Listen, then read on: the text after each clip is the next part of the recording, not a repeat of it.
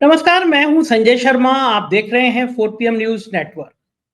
प्रधानमंत्री नागपुर पहुंचे और फिर ये चर्चा शुरू हो गई कि आखिर ऐसी कौन सी मजबूरी थी कि 11 साल के बाद मोदी जी को नागपुर जाना पड़ा। क्या मजबूरी थी? ऐसा तो है नहीं कि संघ के स्वयंसेवक वो आज बने हैं, संघ के प्रति प्यार उनका अचानक उमड़ आया है। शतरंज की बिसात पर कौन से ऐसे मोहरे थे जहां पे मोदी की चालें पिट रही थी।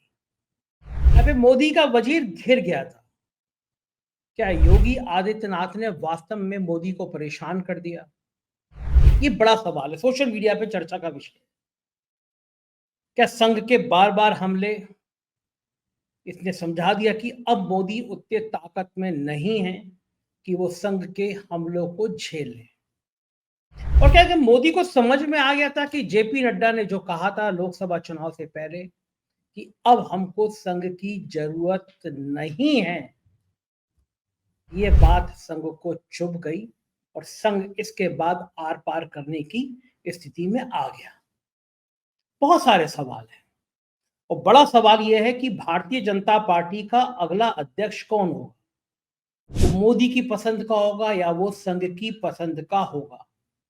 ये बात भारतीय जनता पार्टी के एक एक कार्यकर्ता के जहन में थी और ये बात भी सब समझ गए थे कि अब बिना संघ से अनुमति लिए मोदी अपने मन का कोई रबर स्टैम्प टाइप का राष्ट्रीय अध्यक्ष नहीं बना पाएंगे।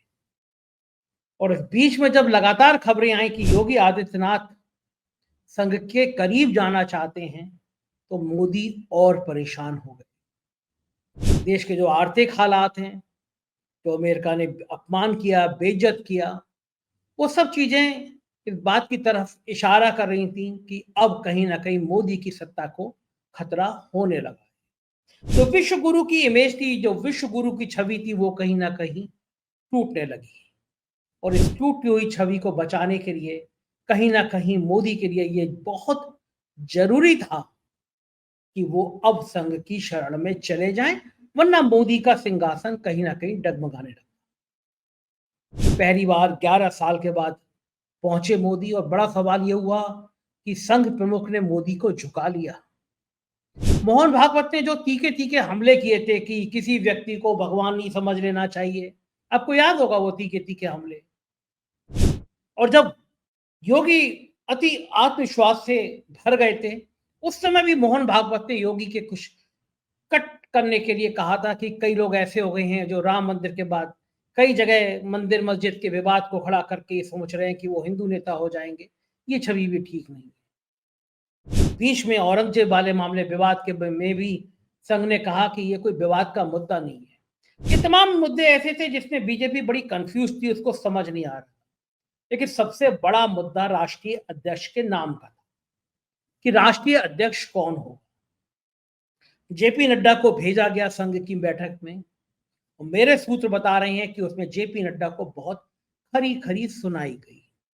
संघ ऐसे नहीं सुनाता, बस इशारे में एक लाइन बोलता है और सब समझ में आ जाता है। मुझे बताया गया कि वहां पे कहा गया कि अरे आपको भी संघ की जरूरत है, अब तो भारतीय जनता पार्टी बहुत मजबूत हालत में हो गई, उसे संघ की कहां जरूरत है। और जेपी नड्डा इस बात पर ऊपर से नीचे तक पसीना पसीना हो। जेपी नड्डा जो संदेशा लेने के गए थे वो कम खतरनाक नहीं था, सूत्रों ने बताया। मैं फिर कह रहा हूं कि ये सारी बातें बहुत अंदर की हैं। मैं बिल्कुल ये गारंटी ले रहा कि बिल्कुल मुझे जानकारी है, मैंने बंद कमरे में फोन लगा के बातें सुन ली, लेकिन जो जानकारियां सामने निकल के आई, संघ भी बहुत तेज संगठन है। उसके कोई छोटे बड़ा प्रचारक एक छोटी सी बात वो समाज में छोड़ देता है जिससे ये चीज वायरल हो जाए। और इनका नेटवर्क तो इतना बढ़िया है कि आपने देखा था कि गणेश जी ने पूरे देश में एक ही दिन में दूध पी लिया था। अफवाह फैलाने में कोई सानी नहीं है। तो ये बात सामने आई कि नरेंद्र मोदी ने स्वीकार किया कि वो नागपुर जाएंगे, वो शरण में आएंगे, संघ की सारी भ्रांति खत्म कर देंगे, झुकने को तैयार हैं। लेकिन जो संदेशा था वो कम खतरनाक नहीं था।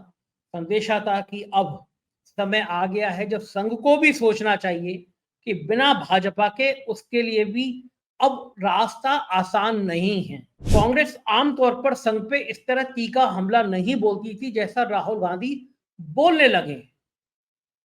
जब उन्होंने मोहन भागवत ने कहा कि असली आजादी तो राम मंदिर के निर्माण के समय आई, राम मंदिर के उद्घाटन के समय आई, तो सीधा सीधा पहली बार राहुल गांधी ने मोहन भागवत की गिरफ्तारी की बात उठा दी थी।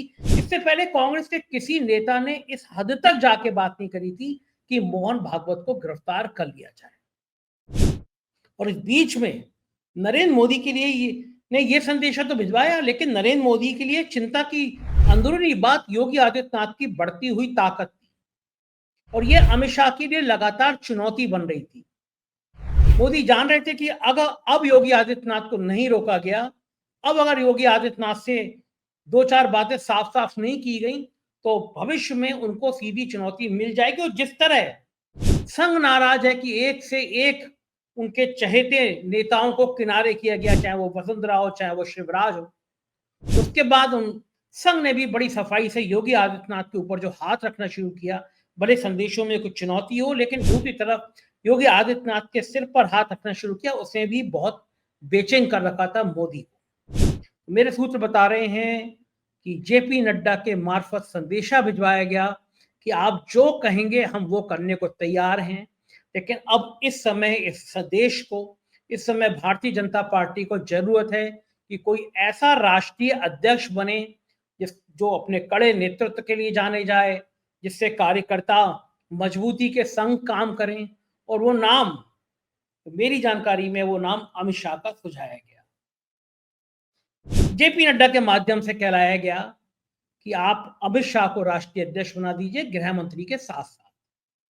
बदले में हम संघ मुख्यालय आने को तैयार हैं, आपकी सारी बातें मानने को तैयार हैं, जो हुक्म मेरे आका करने को तैयार हैं। लेकिन जरूरत आपको भी है, क्योंकि कांग्रेस अगर एक बार आ गई सरकार में, अगर भारतीय जनता पार्टी चली गई, तो परेशानी संघ को भी होगी। संघ अपना 100वां साल मना रहा है, उसके लिए भी कहीं ना कहीं कष्ट होगा। तो बीच का रास्ता निकाला जाए। अगर आपको लगता है कि प्रधानमंत्री के रूप में मैंने गलती करी है, जो जेपी नड्डा के मार्फत से कहलवाया गया, जो मुझे पता चला वो मैं आपको बता रहा हूँ कि मैंने गलती करी है, तो मैं उसका प्रायश्चित करने को तैयार हूँ, संघ मुख्यालय आ जाऊंगा। क्योंकि नरेंद्र मोदी जी अपनी नाक थोड़ी ऊंची रखते हैं, वो झुकते नहीं है। भाई जो मैंने कह दिया वो मैंने कह दिया। आपने देखा होगा किसानों का आंदोलन चल रहा था, 700-800 किसान मर गए, कहाँ नरेंद्र मोदी झुके। लेकिन इस बार वो झुकने को तैयार थे, क्योंकि वो चाहते नहीं थे कि संघ संजय जोशी या फिर योगी आदित्यनाथ जैसे नाम को आगे बढ़ा। लेकिन संघ भी अपने एक स्वयंसेवक संजय जोशी के नाम को लेकर अड़ा हुआ। संघ ने भी संदेशा भिजवाया कि अगर अमित शाह अध्यक्ष हो सकते हैं, तो संजय जोशी तो महासचिव हो सकते हैं। अब ये बात संघ के लोगों में चर्चा का विषय है। इस संघ की तरफ से भी कहलवाया गया कि अमित शाह अगर अध्यक्ष होते हैं, तो संजय जोशी महासचिव बना दिए जाए। अब भारतीय जनता पार्टी के लिए स्थिति बड़ी सांप छुछुंदर वाली है। संजय जोशी के एक्टिव होने का मतलब, भारतीय जनता पार्टी के महासचिव में संजय जोशी की ताजपोशी का मतलब संघ का पूरा दबदबा कायम होना। और ये बात बच्चा बच्चा जानता है कि संजय जोशी की और प्रधानमंत्री नरेंद्र मोदी की एक दूसरे से कितनी दुश्मनी है, कितनी खुंदक है।